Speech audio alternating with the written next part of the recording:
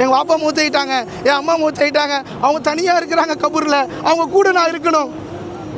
யாரும் இருக்க முடியாது சகோதரர்களே, யாரும் இருக்கவும் மாட்டாங்க சகோதரர்களே. இருக்கக்கூடிய மக்களை பைத்தியம்னு சொல்லிடுவாங்க. நீ உலகத்தில் ஓதிய அந்த குரான் இந்த கபூரில் உனக்கு வெளிச்சத்தை கொடுக்குது.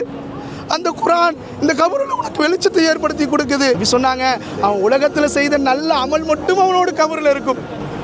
அல்லாஹுக்காக செய்யக்கூடிய இஹ்லாஸான அந்த அமல் அவனுடைய உள்ளத்தை மாற்றும், அவனுடைய தக்வாவை உருவாக்கும்.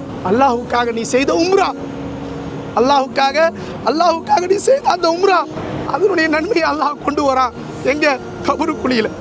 கபூருக்குழியில் கொண்டு வந்து கொடுக்குறான். இந்தா நீ செய்ததை, உன்னுடைய காசு பணம் போயிடுச்சு, உன்னுடைய சொந்த பந்தங்கள் போயிடுச்சு, எல்லாரும் உன்னை விட்டு பிரிஞ்சு போயிட்டாங்க.